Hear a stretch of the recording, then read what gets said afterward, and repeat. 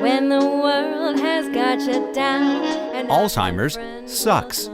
It's an equal opportunity disease that chips away at everything we hold dear. And to date, there's no cure. So until there is, we continue to fight with the most powerful tool in our arsenal, love. This is Love Conquers Alz, a real and really positive podcast that takes a deep dive into everything Alzheimer's, the good, the bad, and everything in between. And now, here are your hosts, Susie Singer-Carter and me, Don Priess. Hello, it's Susie Singer-Carter. And I'm Don Priess, and this is Love Conquers Alz. Hello, Susan. Hi, Donald. How are you? I'm Did you hear me? good. Was that too low? I was trying to be like, It was very trying dramatic. to shake up my personality. I was trying to shake Yeah. up my personality because, Yeah. I don't know, I'm tired of coming off like a cheerleader all the time. I Well, was trying that to be like was, very very- adult, very Maria Shriver. No? Yeah. Doesn't work No, for well, me. I mean, it wasn't like a cheerleader. It was like a kind of like a foreign film. Very Noir? Yeah, exactly. But it was effective. It I kind of like worked. it then. Okay. All right. Yeah. Back Go to my that route. acting days. Yeah. when I used to be an actress and I wasn't in caregiving and talking about this all the time, which is important. And I'm glad I'm here. I'm not complaining. I love it. I'm complaining. You are complaining, but that's not you. How's your mom? That's true. My mom, it's interesting. You know, for those who don't know, my mom has Parkinson's dementia, and she's at a stage now where, I mean, she's not mobile anymore, and she's in actually a really good facility right now. She went in with a stage 4 bed sore from the other place that she was at, and they've completely healed it, which is amazing.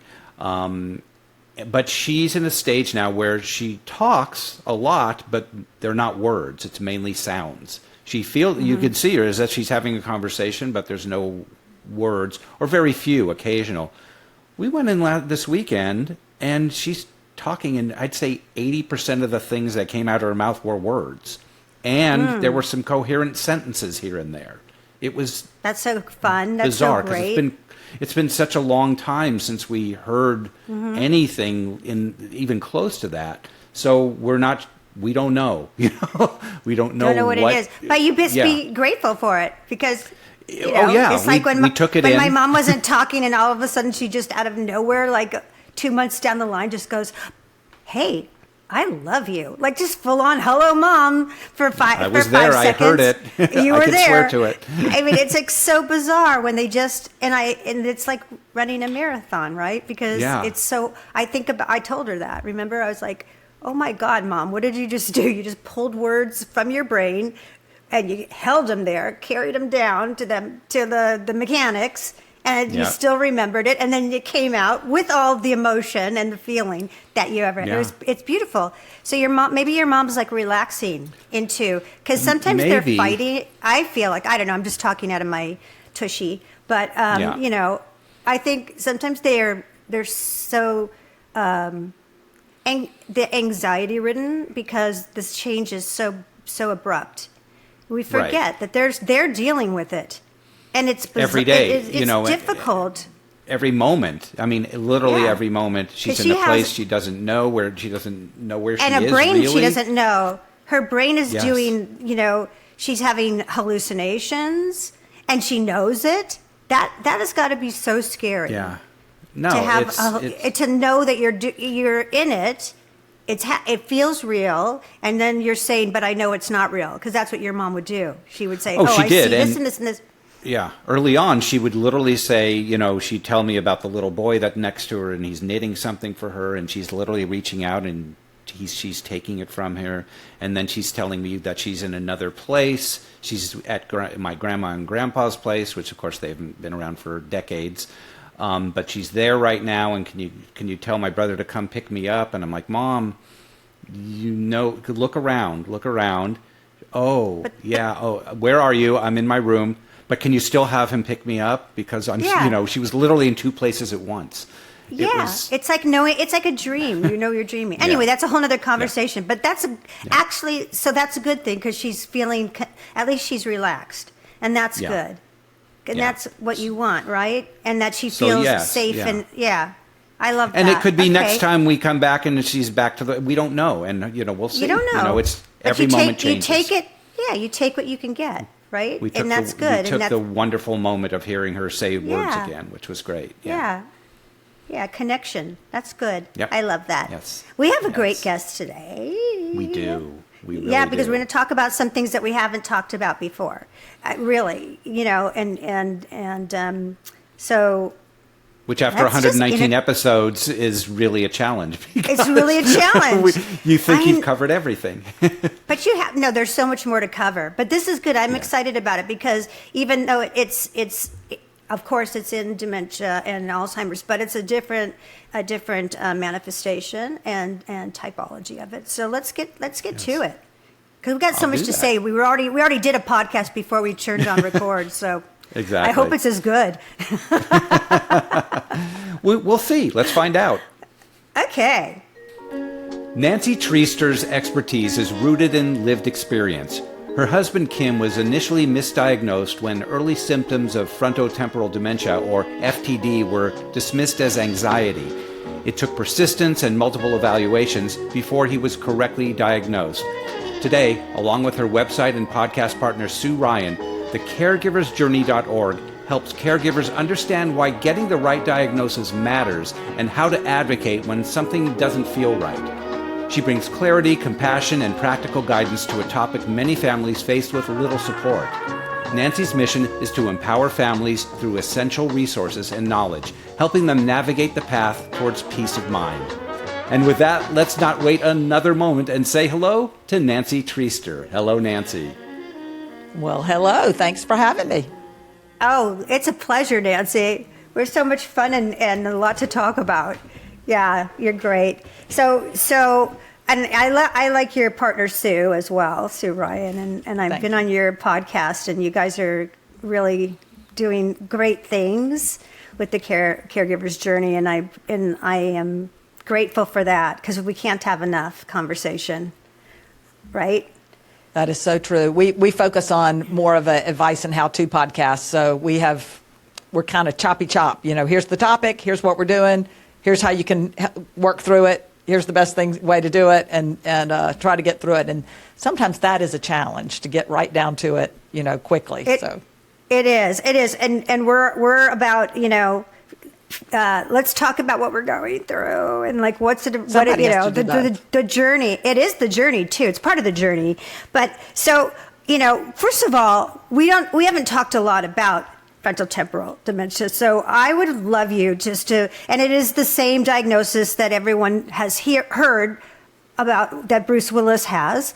And so it's become part of the zeitgeist, but I don't know if people actually understand, unless they had it or have it or dealing with it in their own family or friends or circles. So explain it and let us know what it is, because I actually don't know everything about it. So it's one of the top 4 most common types of dementia, but once you pass Alzheimer's, which is, call it 70% of dementias, and then you do vascular dementia and Lewy body dementia, you're down in the 5%. So it's not a big percentage of dementias. But when it comes to people under 65 who get dementia, it's actually the number 1 type of dementia for young onset dementia. So it is more prevalent in people younger than 65, normally in their 50s or early 60s. So that's first. There are a couple of variants. There actually are more than 2 variants, but there are 2 main variants. One is behavioral, and one is a language variant. However, when we talk about sort of how my husband's diagnosis came about, some of the behavioral stuff starts even in the language variant. So there's interesting, as usual, we're always looking for what are the signs and what are the symptoms and how do we know something strange is happening. Some of the things that happen with frontotemporal dementia, even in the language variant, which is called primary progressive aphasia, which is what Bruce Willis has, start with behavioral issues or challenges as well. Mm-hmm. Is there a type of frontal? Let's just call it FTD. Let's do that. Be faster. Yeah. Is there a variant that does not manifest with aphasia? Yes, there is a behavioral variant that you may never get aphasia. So the aphasia variant has some behavior to it, but and some people even call the aphasia variant the language variant of Alzheimer's, because they do, even though it's frontotemporal dementia, it does start looking towards the later parts. And I think we all know most dementias, as you get towards the later parts, they all sort of look alike anyway. But it does have some close relationship to Alzheimer's as well. So some people call it the language variant of Alzheimer's, even though it's frontotemporal dementia. Interesting. And are doctors able to diagnose that where they can't really truly diagnose Alzheimer's until after you pass at this point, and they can actually, if they do take a look at your brain afterwards, then they can actually give you a definitive answer as to whether it was Alzheimer's or not. But with FTD, they can diagnose that. Well, with Alzheimer's now, with the blood test, they can at least tell if you had the amyloid plaques and you That's true. had Alzheimer's. I forgot what they call it, something where they know you have all the Alzheimer's things that make up Alzheimer's. So whether you actually show symptoms of it or not, you might be one of those lucky people who never actually gets dementia, but it's very rare. So you have to have both cognitive challenges and the plaque in your blood. But they can now tell if you have Alzheimer's. Frontotemporal dementia, they are latching on to some of the Alzheimer's research to see if they can do it. There is some plaque involved in frontotemporal dementia, so they're latching on, but it's not as advanced as Alzheimer's in terms of figuring out if you have it. So it's guesswork at this point. So it is still guesswork, because a lot of times, like you said, the manifestations of dementia of all the types cross over. They bleed into each other. And so it's really hard to tell, right? Because you and I were talking about the behavioral changes that we noticed early on with your husband and my mom are very similar.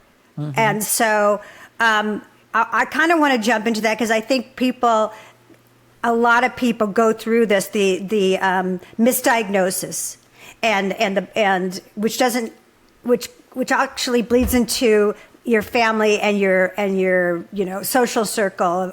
You might be saying something's wrong with your husband, your mom, your brother, whatever, and everyone else is downplaying it.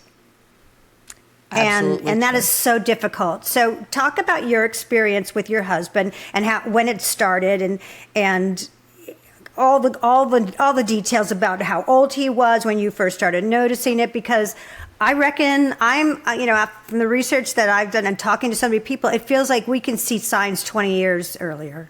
Mm-hmm.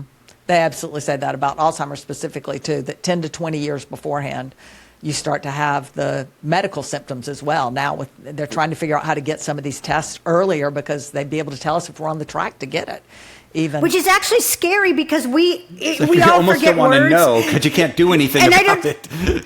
And I know everybody that has lived with someone with dementia has got, like, if you forget a word, that's it. I'm like already I'm sweating. I'm like, okay, this is it. Like I need to do my bucket list today. It's scary. Well, that's what happens when I tell people about so I'm getting ready to do exactly that. When I tell people what my husband was doing, you're going to go, oh my goodness, I think I have frontotemporal dementia. So I will describe it, but it is going to give you that reaction. So with some caveats. Okay. Yeah. Well, I'll try to be a little bit more and make you feel a little bit better about it. So I would say probably he was 59 when we started trying to get a neurologist involved to get a proper diagnosis, and crossed his 60th birthday before we got a proper diagnosis. But that's not for lack of trying for months beforehand. Probably 57 or so when I noticed something's wrong. Something's wrong. I don't know what it is, but something's wrong. And some of it was forgetfulness, but not that wasn't the main thing. But there was a lot of strange behavior. Impulse buy. He bought a car without telling me. A car. Exactly. I'm like, what just happened? You bought a car. We didn't even discuss it. You came home and you had a car. And how did he present it to you? It was like, ta-da! Was it like happy? He knew he was in trouble. Okay. I didn't keep him from doing it, by the way, but he knew he was in trouble. And that was just one example. I mean, just crazy stuff like that he was doing. And this is a man who loved other people, loved his neighbors, just loved to be helpful, etc. And he was doing things. I'd be like, honey, you're bothering the neighbors. You're disturbing the neighbors. Oh, I don't care. I can do whatever I want. I'm like, who is this person? It's just, anyway, that went on for a couple of years. I'm like, I don't even know who this person is. It's all very strange. Question. Did he ever question it when you brought it up to him? Like, did he ever at one point go, yeah, that's not like me. I'm sorry. Like, no, never. I wish. Okay. No. Okay. He defended himself completely. No, he thought I was the crazy one for even second guessing him. But what happened was he started the language part. So he started using the wrong words or skipping words when he'd talk or saying thing or it instead of a noun. And so this is the part where I scare everyone who's listening, right? Because you're like, oh yeah, how many times have I done that? But, but it was so much more pronounced than just what you do casually, saying tuck for truck and having a conversation sometimes. And he's looking at you like what he said was perfectly, well, maybe a little bit of clear. What Don was saying his mother was doing, perfectly clear. And you're like, I have no idea what you just said. You're just throwing words in there. They call it word salad. Just throwing words in there sometimes. Yeah. So we went out, ironically, to the car comment, we went out in January of 2015 to buy me a car together, because this is what couples do. They go together to buy a car, right? You don't do it and then just show up, ta-da. So we went out to buy a car, and we're talking to the salespeople as we go from one dealership to another. And he really is struggling to carry on a conversation, to even keep up with the conversation and to carry it on. And we got home. Now, I had mentioned to him casually a few times that, maybe something was wrong, and he blew me off. So I just dropped it. One nice thing about dementia is there is no emergency, because it's a very long process, true. Right? So you can plant some seeds. Now, I never thought it was dementia. It never even crossed my mind that it was dementia. It's words. There's no memory loss here. So, it's not really my concern. But we got home from car shopping, and he's down in our terrace level basement watching TV, and all of a sudden up the stairs, I'm upstairs cooking dinner, and I hear this, Nancy, can you come down here for a minute? And I said, sure. So I went down and sat down next to him on the couch, and he said, something is wrong with me. And I was like, hallelujah, because I knew something was wrong. But he finally had, through that day, just really struggled enough to where he accepted something is wrong. I know, it is sad. And I said, well, it breaks my heart. I think you need to go see a neurologist. We need to go see a neurologist. And he said, I think that's a good idea. So I started looking for a neurologist, found one covered by our insurance, 5 minutes away, and he wanted to go on his own. I said, okay. So he went on his own. Well, he comes back from the neurologist, and he says, well, he's going to do some tests. Oh, I asked him how it went. He said it went fine. He's doing some tests, checking his B12, all the things we know that are symptoms that can cause someone to have dementia-like symptoms. So then I come home from work a few days later, and he says, okay, the tests are all back. Everything's fine. The doctor says I just have anxiety. I'm like, okay. So I let that sit for, a few days. I said, doctor, you have to assume doctors know what they're doing, right? Nothing's wrong. He's got anxiety. And you want to hear, that too. It's like, that's not that bad. Yeah. We can deal with that. It's okay. Yeah. We just need him to calm down a little bit, right? So we go, that sits with me for a week or two. And then finally one day I go to him, and because it's continuing, the skipping words and all that. I said, honey, something else is wrong. You do not have anxiety. It's not just anxiety. Maybe you do have anxiety, but that's not all it is.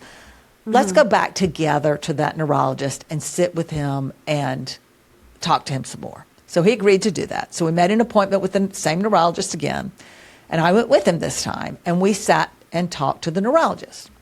Well, this neurologist, now imagine that the dementia is a language challenge. This is how it's manifesting itself.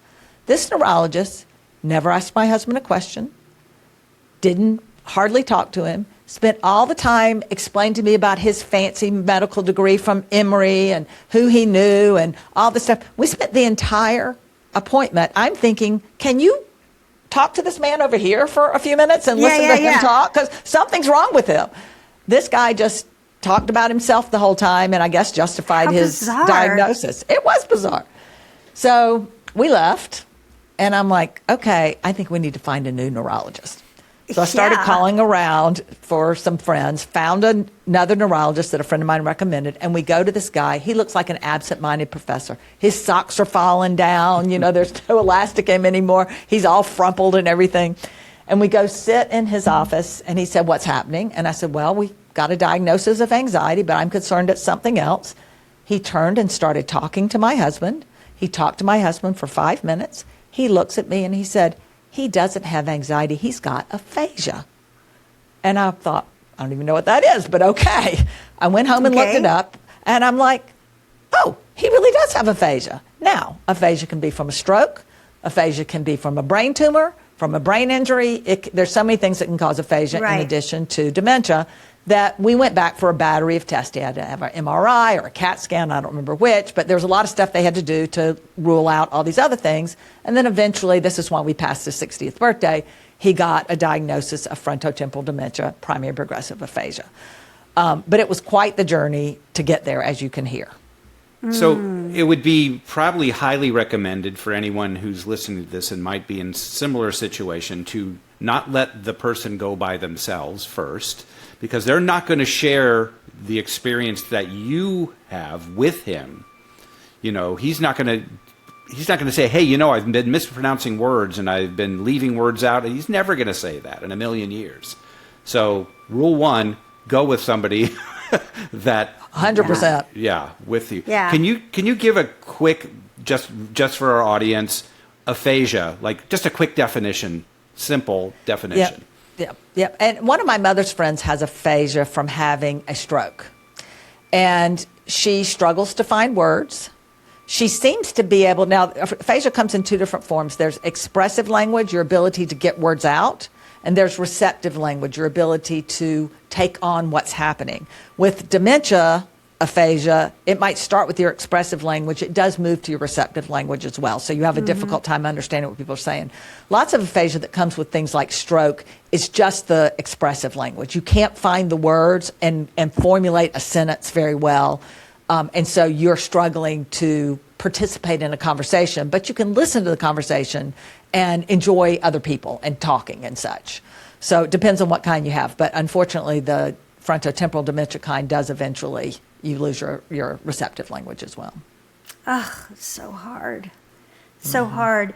Can we back up even a step before that and talk about, besides the words, because and the aphasia factors, what, you being so close to your husband, to Kim, what did you see?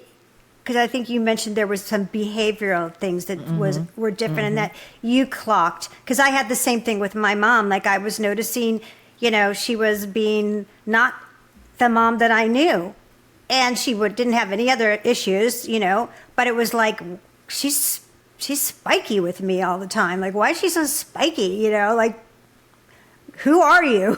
You know, and I was getting really upset. And no one else saw it, of course. They're like, you're being super sensitive, Mom. Or you're being super sensitive, Susie. You know, like, you know, she's fine. We don't see anything wrong. Like, I'm telling you, she's not herself. So maybe you had the same experience? I did. And I would say that's super sensitive is actually kind of what's needed, right? So at some point, that's what the doctor said. He said, you know, your family's, and by your family, your spouse, your daughter, your immediate family is probably the first people who are going to notice something's not wrong. And so the doctor actually needs you to be pushing on those super sensitive things, because conceptually, they're never going to get it in now this one doctor got it in a 5-minute conversation, but clearly it didn't happen months before. You can't count on them to. He was the mad scientist. So. He was the mad scientist. So cute, actually, when I think about him. Nutty professor, yeah. He really was. But I think being super sensitive is actually important. And I tell people when they talk to me about this is go to the doctor's office with your mother or your loved one and take a big yellow pad with you, because you're showing up with something that says, I'm here to have a conversation, and I got some things I'm concerned about, and write down those things you're concerned about, because especially if you're going to a general practitioner, they're probably not even we're working really, really hard these days to get the general practitioners trained where they are comfortable diagnosing somebody with dementia, but that's not the lion's share of them. And so they're not motivated to spend a lot of time trying to help you get a diagnosis of dementia or even get you referred to a neurologist. It's just not the lion's share of them's motivation.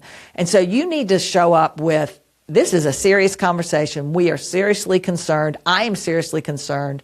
And and push it. And if it doesn't come out of that meeting, follow back up. You said you were going to refer us to a neurologist. We haven't gotten a name yet. So push it, because you're the one who knows. It's true. Yeah, you do. And if especially if someone's younger and who's experiencing these kinds of manifestations and they've got their skills as a human being. Like my mom was very skillful in her wit. And so she could wit her way out of a lot of, hard conversations, and especially with doctors. So she was very charming. Mm-hmm. And I watched her do it, those initial tests that they do for Alzheimer's, what day is it? Who's the president? And then the clock, the hands of the clock. And what day is it? What you tell me what day it is. Let's see how so my mom would turn it around, right? And go, oh, you're right. And so, and if I wasn't there, forget about it. Exactly. She would have that doctor wrapped around her finger so fast they'd be going out to dinner that night. That's the way it would happen. And so I had to be there. I had to be. So and we are the ones that see the change. We see it. But that's all through being part of the tribe, the community. You are, the baseline of somebody. You can't, it's not a one size fits all on any way. Any diagnosis of anything is not a one size fits all. So it's so important to have your team, your family, your community, whatever you want to call them. So you finally got your diagnosis. Now what? So now we're getting our lives in order as best we can, right? So I'm trying to get our medical power of attorneys and all those things that need, powers of attorney, wills updated, those things that need to happen when you have a diagnosis of dementia. And if it's really important that you know what you can do while your loved one can still participate. Mm-hmm. So I'm not saying I did it perfect, but I did get some basic stuff done, which is nice. But I'm still working full time at the time. I'm much more aware of potential challenges. I'm trying not to push challenges on him, but I'm watching very closely what his capabilities are and what they're not. And I'm reading up, I jokingly say, trying to get a PhD on frontotemporal dementia, so that I can start to notice what the signs are. There's a lot, with frontotemporal dementia, there's a loss of the ability to use appliances and mechanical things earlier than there is with Alzheimer's. So not being able to use the coffee pot or the remote or the phone. Those do happen eventually, as you know, with someone living with Alzheimer's or other types of dementia, but they happen earlier with frontotemporal dementia. So I was able to watch for some of those things and pay more attention to what he's got access to now and what he doesn't have access to anymore. And, it's not fail-safe. You might have access to something today or for 2 days in a row, and then he loses it for 2 days. But it's 2 steps forward, 1 step back. It's coming, whatever it is. So usually those are early signs too. We're getting ready to lose this skill, whatever it is. And so I was still working, but I was also traveling. Had a global job. So I was traveling a lot internationally. So I told my boss what was happening, and I started to cut back on how far away I was going, international travel. I limited it a lot. And then slowly, as his skill set, he was still driving, as his skill set started to, he started to lose skills, I started backing up where I would only go on day trips. And then eventually not traveling at all anymore. And then eventually working from home 4 days a week. And I had someone coming into the house 1 day a week. And so I would go to work 4 days a week. And then eventually I'd work from home 100%. And eventually I worked part-time. But all of this as his skills were, his ability to just live by himself, and drive himself around and deal with feeding himself and all the basics. Whereas I watched those diminish, I slowed down on everything I was doing career-wise until finally I retired so that I could stay home and take care of him. And what were, from the first moment, what was Kim's state of mind? Was he scared? Was he in denial? Was it something that changed every day? Where was he at when he heard it? And then when you started to move forward with all these steps you had to take? He was upset at first. He didn't get it. At this point, we were far enough along to where he didn't understand the word aphasia. He didn't understand frontotemporal dementia. He didn't understand even really conceptually what I could say he's got dementia in front of him, and he didn't flinch. Because I don't think he actually, remember, we got a language problem, right? So there's some good news in that, right? He didn't really understand the language stuff of it. So he would tell his friends when he was still driving around. I immediately, one of the other things, I immediately filed for Social Security disability. So he retired as part of this. So all of that flowed nicely as the early things that you do. But he was still driving, and his friends would say, he told them that he had something wrong with his brain. That's as best he could describe it. And then, I don't remember if it's months or maybe a year or two into it, but he forgot he had dementia. So nothing. As far as he's concerned, he's fine. Nothing's wrong with him. And from what I can tell, 80% of people, I think the stat is like 81% of people with dementia forget they have dementia. So, there's just so far you can take with that, because now you're dealing with someone who doesn't know there's anything wrong with them. That causes its own set of problems. Heck yeah. Yeah. Yeah. My gosh. Wait, okay. Now, this is, I'm very curious about all this. So frontal temporal, meaning it's the front part of the brain is being affected. Yes. That's different than Alzheimer's? Yes, that's a different Alzheimer's starts in a different area of the brain. However, as dementia progresses, people with Alzheimer's lose their language. Right. And people with frontotemporal dementia lose their memory and their coordination and a lot of the same things. So as you have the degeneration, and your cognitive capabilities diminish and your brain degenerates, it all starts to look the same in the end. It all starts to look the same. But in the beginning, and I'm asking this specifically because my ex-husband, when I first met him, had fallen off a bus in Britain. He was British, and he had a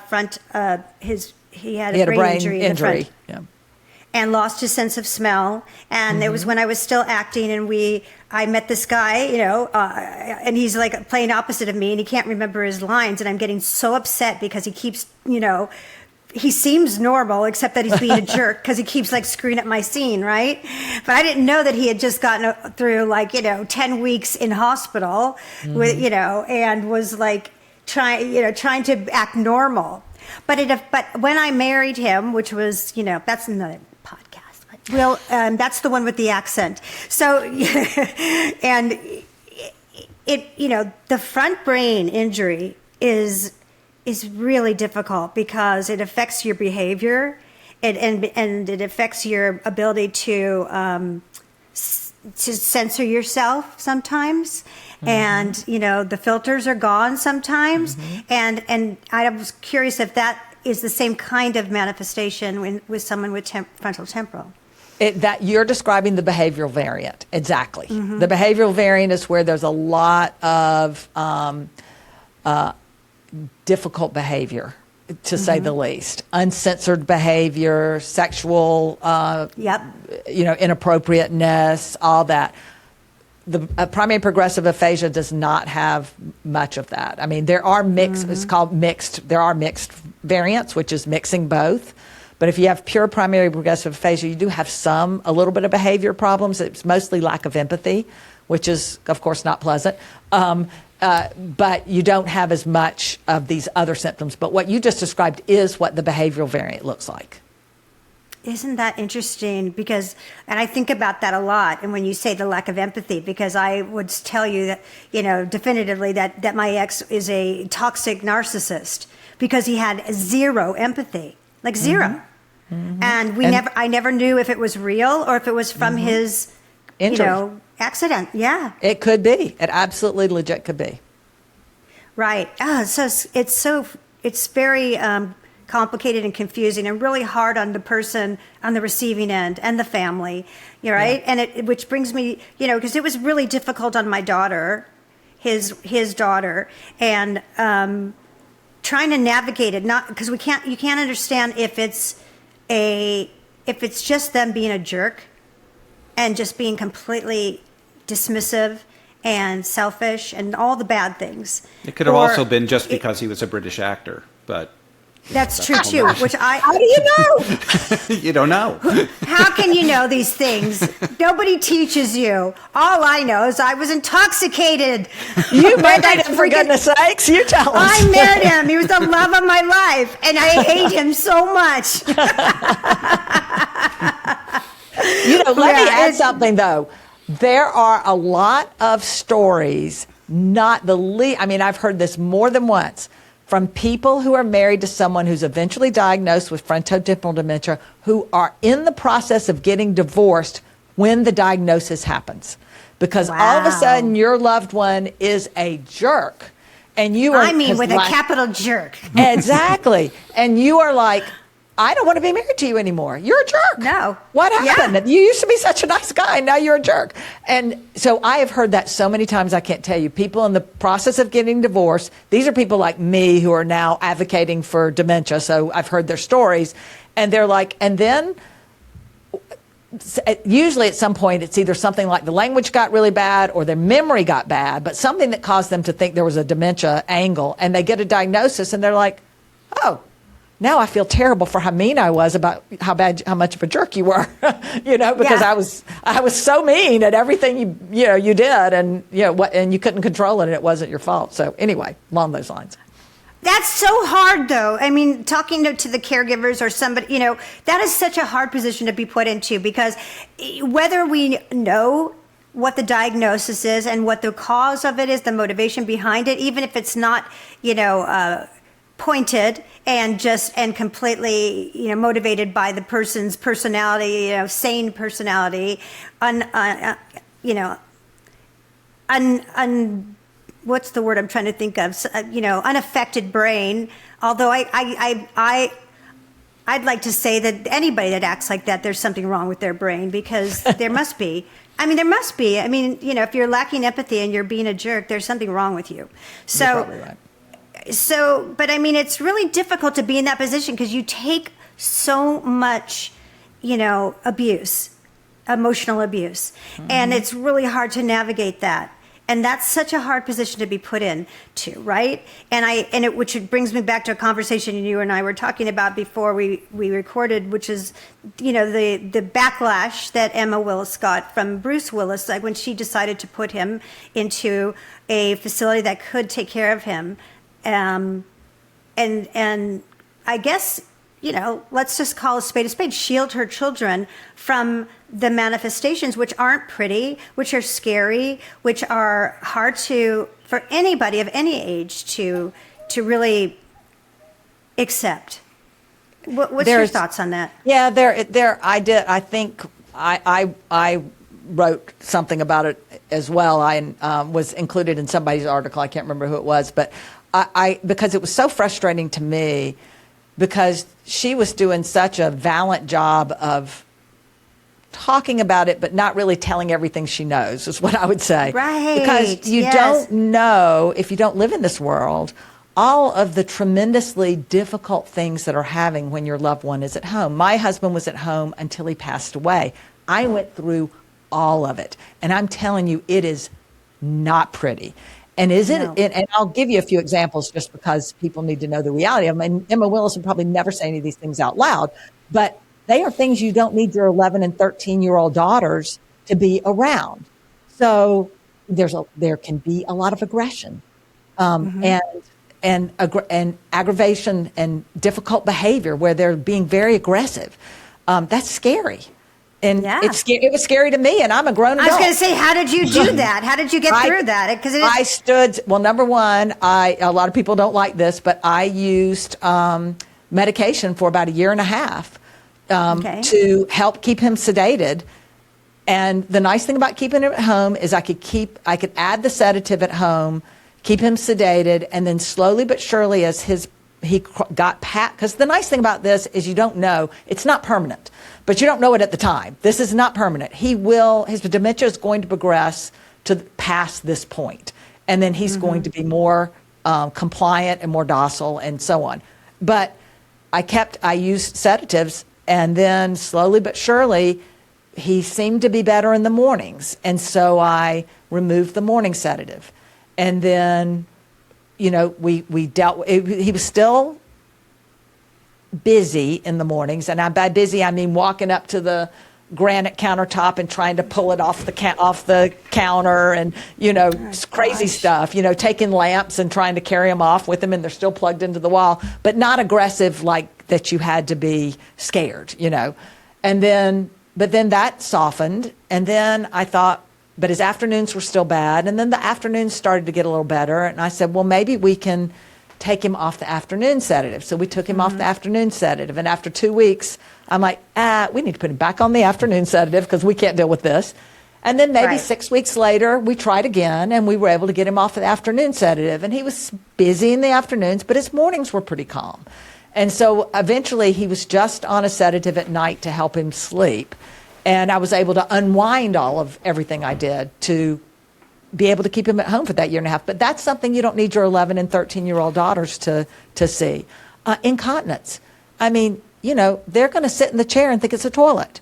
And do you really need your daughters to see someone pooping in a chair? I don't think so. If you don't catch them, or watering the plant, those are things that are happening and they're real. And it's not something pretty to talk about, but it is legitimately things that you have to manage through. So I was defending her big time. It's hard for a child Nancy, to. It's hard. Yeah, I mean, it's hard enough for an adult to, because when they're acting out at you, to not take it personally. And so for a child to, you can explain all day long, oh, that's not really. It'd be very hard to separate that. It's hard for anybody to not that's take what I was saying. personal. It's hard enough for. I'm listening to you talk, Nancy, and my heart breaks for you. And I also think what a strong woman you are. Because you love. This is like your man. This is your dude. This is your man. You made children with him, and you make love to him, and it's like all the things that And then now you're watching him poop in a chair, and it's like to be there for him and walk him through that is like you're an angel. And I'm not, and that's that's just beautiful. And what a role model you are for people. It was so much easier than it sounds, because I got to the point mentally where I was at peace with what was happening, and I checked myself every time something happened. How would I want Kim to treat me if I were the one that had dementia and was doing this? Beautiful. And it is so easy to make the right decisions when you have that frame of mind. Beautiful. He didn't poop in the chair because, out of spite, and how embarrassed he must be if he figures out that if I make a big deal out of it and he realizes that was the wrong thing to do, he's going to be horrified. So instead, you got to go, oh, honey, let's go in here and get you cleaned up, and then you're just trying to not make a big deal out of it, because that's how you would want to be treated if you were in that situation. Keep the dignity. Keep their dignity. It's so important. But I always say that even though it was difficult for me with my own mom. It wasn't my lover, my partner in life. I just think that I have to say that, and I think this all the time, that couples that go through this it is such the layers of emotion that you have to deal with, and we've talked to so many, and I've become friends with them, people that we've interviewed that are such great role models for that, like Tony Parker, Copeland Parker. I don't know if you've ever interviewed him, but he went the whole journey with his wife with early onset.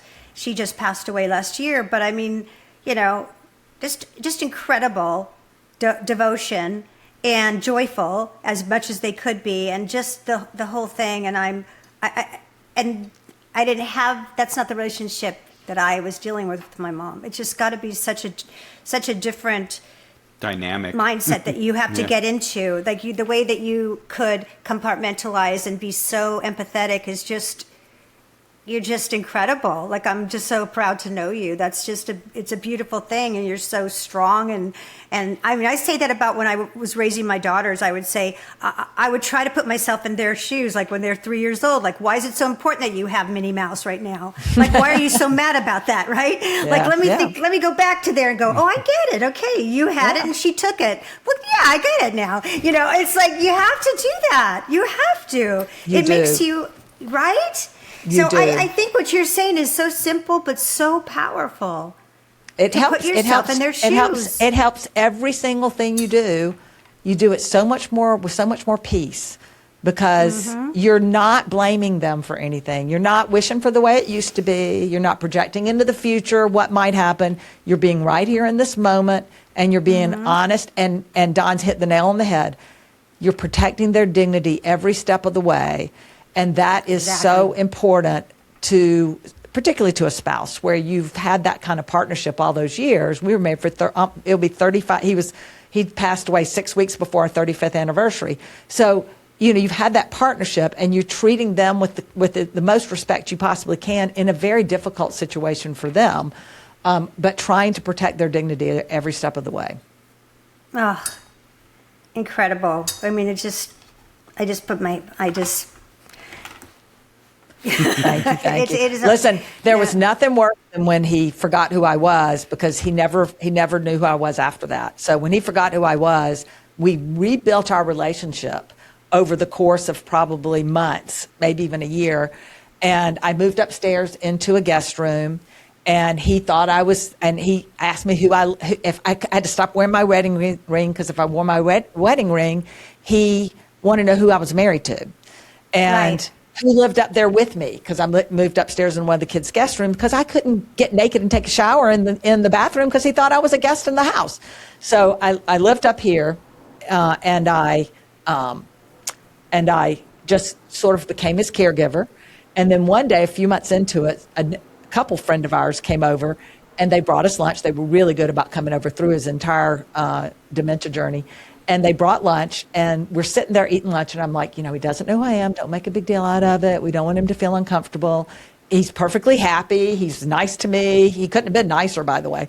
And all of a sudden, the wife looks at me, and she goes, oh, my God, he's flirting with you. And he was. And he was. She was right. I didn't even notice it. And he literally reconnected with me in his new world. Now, there's an advantage to not moving them into a community, because he couldn't reconnect with anybody else. I'm the only woman there outside of eventually I had a part-time caregiver. But it was really precious to see that new connection, where he would hold my hands when if I would run out and run an errand, he would come back. I'd walk in the door. He would grab both my hands, look me straight in the eyes, and say, I like. Big smile on his face. And I knew what he meant. He was so happy to see me and loved me so much as this new person in his life. That proved that it was right. I have so much to say about this, because there's a short film, and I can't think of the name, but I'm going to put it on the show notes. I'm going to find it. It came out a couple years ago, and it's British, and it's so gorgeous because it's exactly that story. So it's about this couple, elderly couple, older than you, and the woman had dementia, and she ended up I forget how it all manifested, but at the end of the day, it was him falling in love with her again as a new human, as a new person. Oh, but I it love was that. just to show that they always loved each other, always would love each other. And even as this new woman that he met and didn't let on, the other person didn't let on that, we've been married. Now it was like they went along with it, and it was so beautiful, and it just was very profound and touching and gorgeous. But I reckon that he didn't forget you. There was a familiarity too, that no matter what, because I don't think my mom, and I'm not saying this from an ego point of view, I just know that when I held her hand and when I walked in the room, whether it was my smell, whether it was whatever it was, the sound of my voice was comforting, happy making, and it was family. She knew. Yeah, they say that there's, and I don't know who they are, but here's what they say. They say it's a feeling, right? Love is a feeling. And so That's I may right. not know your name. I may not know who you are to me, but my feeling is that I love you. And Yes. I feel. And so that's, I hope, and I think, I choose to believe that as well. That, I 100% somewhere in there, believe it. that your heart still remembers the person, even though you don't. 100%. It's the reason why so many people died during COVID that were isolated, because even though they didn't remember their loved ones, they did remember their loved ones, and they missed their loved ones, and then they died of failure to thrive. When you go and visit, and they don't remember up here, but they do remember here in the heart. That's where they remember. It's a different way of memory. It's a different. It's style of- framing. Yeah, absolutely. And so that, but to know that he fell in love with you again, just proved that it was. Yeah, it was. Yeah, and I don't think he. It was always I don't right, think he forgot. Yeah, And- we and didn't children- make a mistake. Yeah. No, yeah. And I don't know how old you are, doesn't matter, but you look so young and you look so You're vibrant, so sweet. and you're just beautiful. I turned 65 in July. Well, you look gorgeous. Bravo. And Thank you. Yeah, and you do. And I just think like you have so much life ahead of you to do. It's a whole new chapter and a whole new, time for you. And you did such a good job, and you deserve to be happy, and you deserve to, continue to experience life. And I know your husband would feel the same about it. you're nice. You are, did a valor kind of, Yeah. And it's really journey. interesting. I feel really good about it now looking back, but right after he passed, and while I was doing it, I felt good about it. Like, I'm not going to be one of those people who says, oh my goodness, I could have done so much of a better job. I can't tell you how many times I told people that. I am not that person. I am doing everything now so that I will have no regrets. He passed away. I spent 2 months second guessing everything I did, thinking how much better of a job I could do. I think it's just human nature, because I had told myself my entire time, I'm so happy I'm making this the biggest priority, because I'm not going to regret how I cared for him. And then for 2 months, I regretted how I cared for him. Oh my and then God. I came out of it. Oh my God, I don't even know you, and I'm going to tell you, you did a better job than anyone I've ever, and I know sweet. I thought I did a good job. I mean, I also, and this is my mom, and I mean, to the point where they were, the chaplain wrote about me. I don't know what this poor girl's going to do when her mom dies. It's the only thing she has in her life. It's like, no, that's not true. I have a career. I have children. I have life. Well, that's what made him think that. That's cute. Yeah, and it was like, but my God, it's like I knew she was, this was important. I needed to be there. It doesn't. Of course, you have to be there for someone that you love. You can't just go, okay, bye. I'll check in. Yeah. Just like, I don't understand. Well, and it sounds like you did the same thing. How would you want them to be with you if things were reversed, right? You would want exactly her to be there for you. So I tell just my like daughters, Don's being just there remember, for his mom already. Yeah, I just want my lips outlined. Just remember that. I tell them that, and don't put some dark lipstick on me. Never.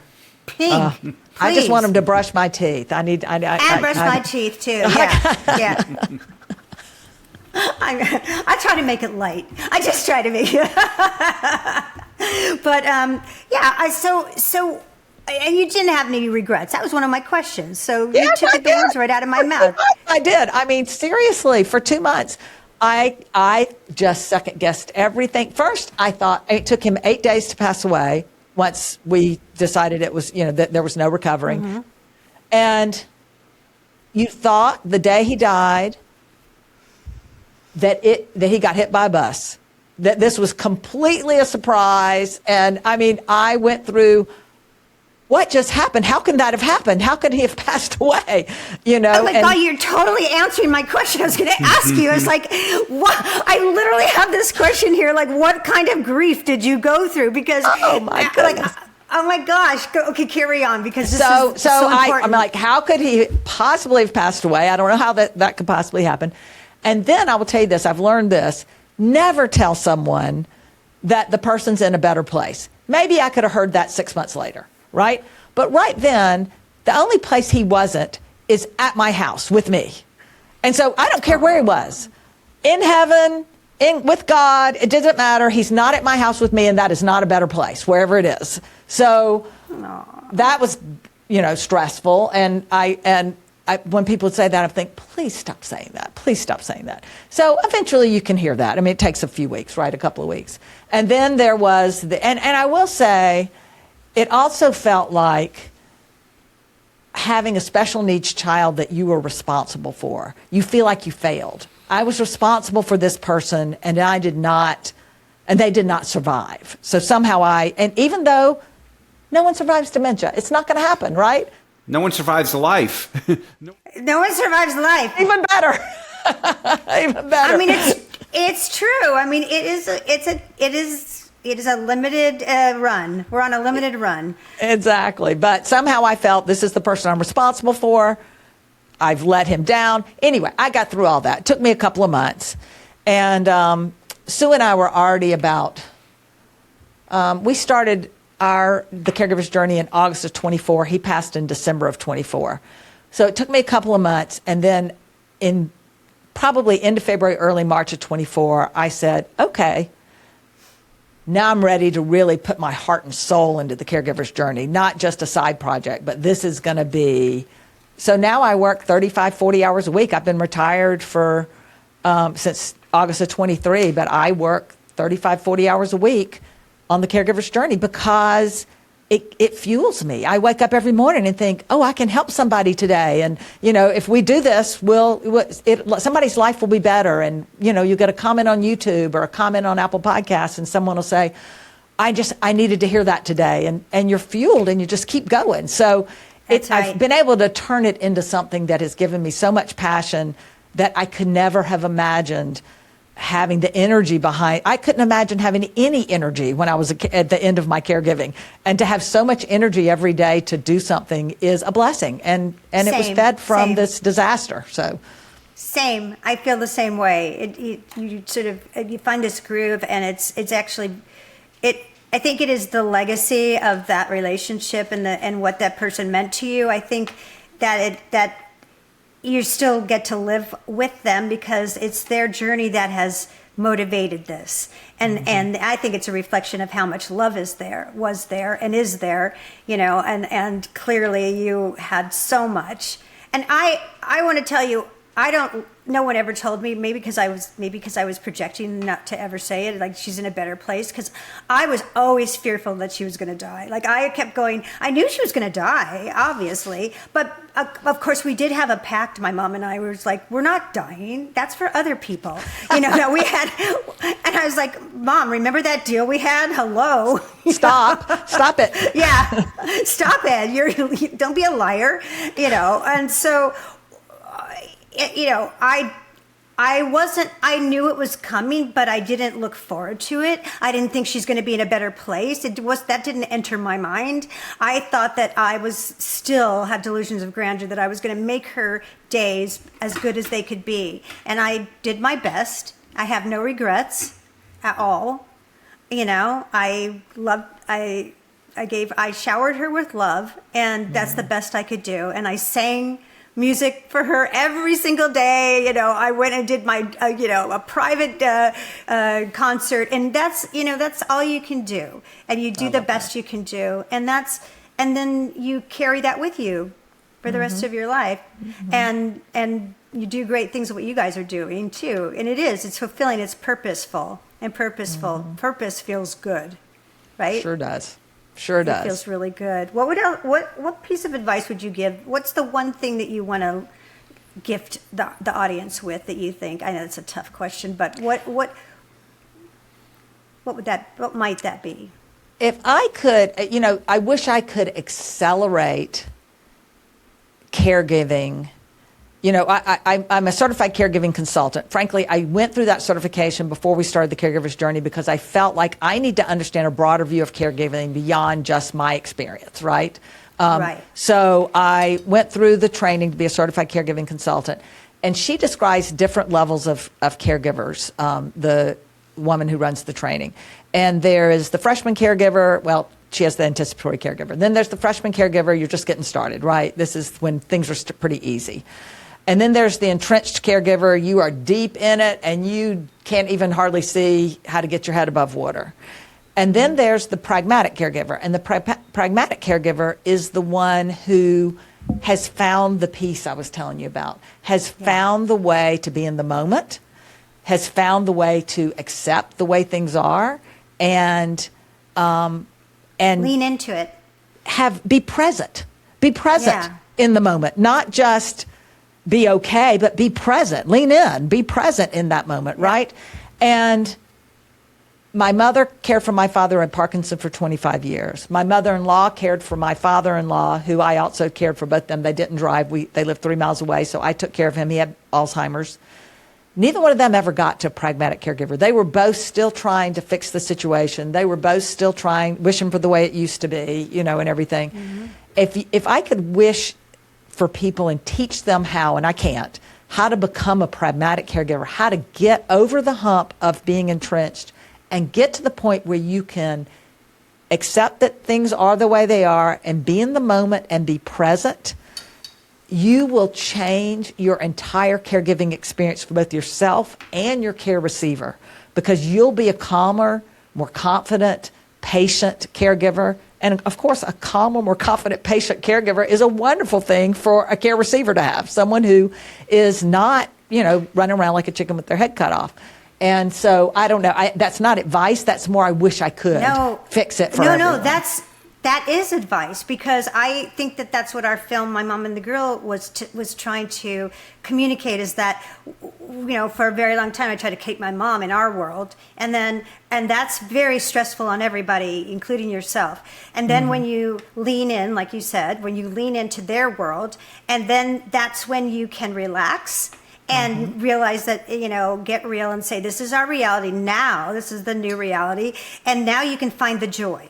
Now you can find those joyful moments, because there are joyful moments. And, and I talk about becoming the mom. When I became mommy, the day, and I remember the moment, and I literally had this swell of endorphins that came over me. I was like, oh, she's safe, and I'm like her mom now, and I'm going to take good care of her. And look at her, she's happy. I was looking up at her when I was driving away when she was living with me, and she was there like watering the flowers on our balcony in our live-work loft, because that's a place to bring somebody with Alzheimer's. But she was the queen of the community. Everyone loved her.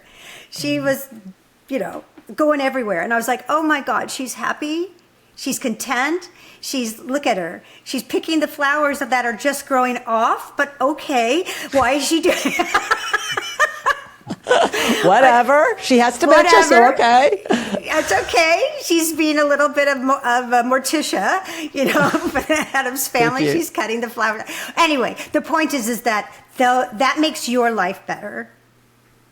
And it's not fake. It is real. It's authentic. When you get that, you felt you felt good. I see it in what you're saying. You are emblematic of it. I just wish every caregiver could get there, and it's so sad when you see it not happening. You can't talk somebody into it. It's a frame of mind. You have to get there on your own. You can't talk somebody there. You can't teach them how to do it. So. It's love, but that's love.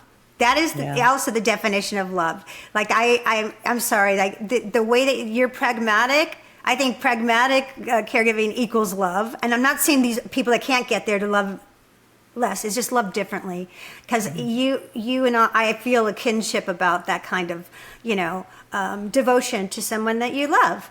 And I would do that for anybody that I love. And it's, my heart it's just, and it's selfish too on my part. I loved her and I wanted her, and I used to think how lucky I was that when I did have to put her in a facility that I got to see her, that I got to go and make her laugh and sing and sit on her lap and make mudgy and all the stuff that you want to do, and still be the mom and the daughter, at the same time. So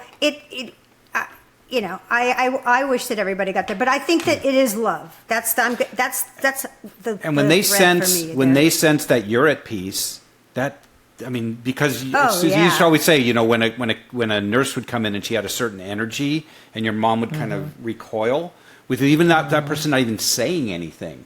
So when you're at peace, that's scientific. They are just going to feed off of that, and it makes their life so much better. Look, if we could apply this to just us as people in life, good point. Forget dementia. In this stage, how much happier would you be when you're not worried about, what might be, what happened, blah blah blah. Right. It would just make you just a better person in general. Babies don't talk. Babies don't talk, and they poop in their bed, and they do all the things, and we go, "Oh my gosh, how cute!" and we love them, and and we understand them, and we don't try to check, and we don't worry about why it's that way. Yeah. Right, and we just go, "Oh, they're happy," because we know they're happy because they're going to show. We get it because it's a whole nother language, or they're not happy, or they're hurting, or they're this and that. We know because we're looking, and don't get me started about ageism. Anyway, but I want to just, it is such a good segue into why we're here, why Dawn and I are talking about this every as much as we can. If any episode that we've done up to this point proves our title, what we're all about, it's this one, and that's because this was all just filled and all about love, and that's because love is powerful, love is contagious, and love conquers Alz. We thank everybody for watching, listening. If you like what you saw and heard today, please share, subscribe. Definitely all the information about the caregiver's journey will be in the show notes. And also... yes, Susan. Yeah, don't forget we're about our walk in September on the 27th for the inaugural Long-Term Care Reform Day.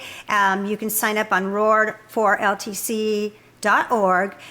We will gladly love to have you join us. It's so important. We need to make people aware of what's happening to people that we love so much and who are vulnerable. And this is our way to have some agency to do something and to be loud and proud about our position and unapologetically ask for reform. And it's long overdue. Thank you so much. We love you. Keep coming back. And we'll see you next time. Take care, everybody. Bye-bye.